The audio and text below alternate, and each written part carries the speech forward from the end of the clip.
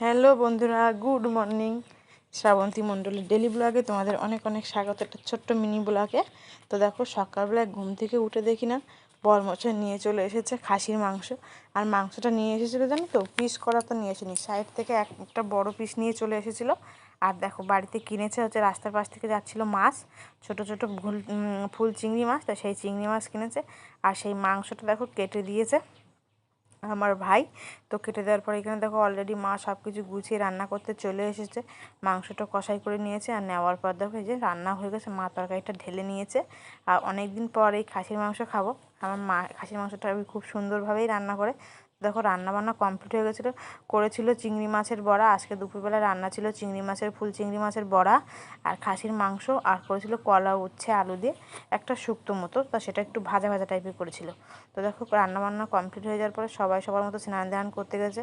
আর যেহেতু ছোটো বেবি ছোটো আছে, তো ওই জন্য সবার আগে আমাকে খেতে দিয়ে দিয়েছে মা, বলছে তুই খেয়ে নে। আর বাবু এখন ঘুমাচ্ছে। তো এদিকে দেখো, আমি অলরেডি খেতে বসে গেছি। আর রান্নাটা কিন্তু দারুণ হয়েছিল বন্ধুরা। তো তোমরা কে কে খাসির মাংস খেতে পছন্দ করো অবশ্যই বলবে। আগে কিন্তু আমি খাসির মাংস খেতাম না, আমি বিয়ের আগে খাসির মাংস কোনোদিনই খাইনি। বিয়ের পর থেকে তো এখন একটু টুকটাক করে খেতে শিখে গেছে, এখন খাসির মাংস খাই। আর এইদিকে দেখো, ওরা সবাই দুপুরবেলা স্নান টান করে চলে এসেছে। চলে এসে এখানে পাশের বাড়ির একটা দাদাকেও খেতে ডেকেছিল, শাইনের বাবা। তো সেই দাদা এসেছে, খাওয়া দাওয়া করছে আর গল্প করছে সবাই। আর জানো তো, আজকে একটা ঘটনা হয়েছে, যখন আমরা সবাই খাওয়া দাওয়া করে সবাই উঠে গেছে আর কি, আর তখনই দেখি না একজন এসছে আমাদের বাড়িতে। তো বলছে ভাত খাবে, খিদে পেয়েছে। তো চিনি না আমরা, বলছে নপুরগঞ্জের দিনেই নাকি বাড়ি। আমরা তো নপুরগঞ্জের সবাইকে ভালো চিনি না, যে দাদাটা খেতে এসেছিলো ওই দাদাই বলছিল যে না, নপুরগঞ্জে বাড়ি। তো এদিকে দেখো, মা ভাত দিয়েছে আর সায়না বাবা ভাত গুছিয়ে দিয়েছে, মানে মা ভাত গুছিয়ে দিয়েছে, সায়না বাবা সেই ভাতটা দিল।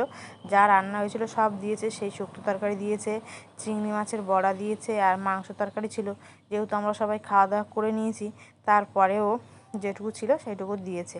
দেওয়ার পর এদিকে দেখো, ওনাকে হাত ধোয়ার জন্য জল দিয়েছে, আর খাওয়ার জন্য সায়না বাবা পরে একটা জলের বোতল দিয়েছিল। তো এইদিকে দেখো, খেতে বসে গেছে অলরেডি, সে খেতে বসেছে। আর আমাদের তো অলরেডি খাওয়া হয়ে গিয়েছিলো।